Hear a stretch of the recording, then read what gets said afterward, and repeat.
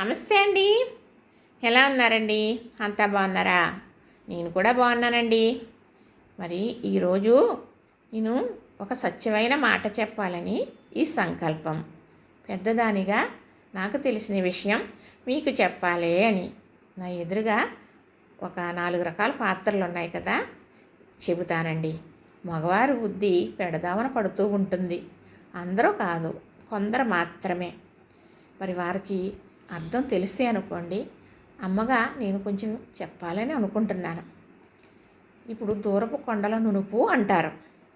మనము ఇక్కడ నుంచున్నాం అనుకోండి, 1 కిలోమీటర్ దూరంలో మనకి కొండ కనపడుతూ ఉందనుకోండి. అబ్బా, ఎంత బాగుందో గోపురంలాగా. ఆ కొండ మీద మొక్కలు చూడు ఎంత అందంగా ఉన్నాయో. ఆ కొండ మీద ఇల్లు కట్టారే, ఎలా కట్టారబ్బా, చాలా బాగుంది, అక్కడికి వెళ్ళి చూడాలి అని అనిపిస్తుంది కదా. అక్కడికి వెళ్తే ఏమీ ఉండదు, నార్మలే.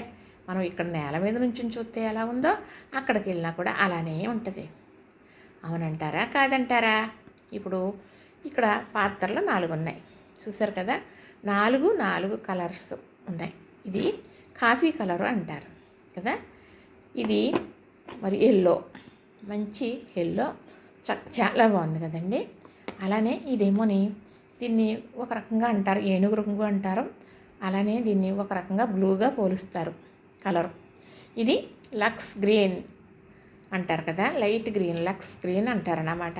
అయితే మరి ఈ పాత్రలో పాయసం ఉంది కదా, ఆల్రెడీ పాత్రలో పాయసం ఉన్నది. ఇప్పుడు మరి ఈ పాయసం ఈ పాత్రలో పోసి చెబుతాను మీకు. ఈ పాత్రలో 4 ఒకటే, అవునా కదా. 4 ఒకటే మెటీరియల్తో చేసినయే. మనిషి అనే ఒకటే, రూపాలు మారుతాయి కాబట్టి ఇవి పాత్రలు ఒకటే కానీ, మెటీరియల్ ఒకటే కానీ, కలర్స్ అయితే మారింది.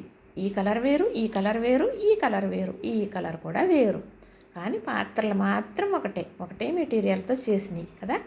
ఈ పాత్రలో పాయసం ఉన్నది. ఈ పాయసం పట్టుకెళ్ళి ఈ పాత్రలో వేసాం. ఏమైంది? పాత్ర కలర్ మారింది తప్ప పాయసం ఇదే పాయసం కదండి. మనం ఒకటే పాయసం, ఒకటే, పాత్రలు మారుతూ ఉన్నాయి చూడండి. అదిగో ఇది కూడా కలర్ మారింది, పాయసం ఒకటే. ఈ పాయసం మళ్ళీ ఇందులో వేద్దాం. ఇప్పుడు పాత్ర మారింది, పాయసం మారిందా? లేదు కదా.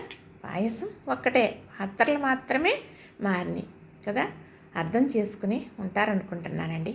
అర్థమయ్యే ఉంటుంది అనుకుంటున్నాను. అర్థమైతే ఇల్లు ఒళ్ళు గొల్ల చేసుకుని ఈదిన పడ్డ తర్వాత తెలుసుకుంటే మాత్రం లాభం అనేది ఏముంటుందండి?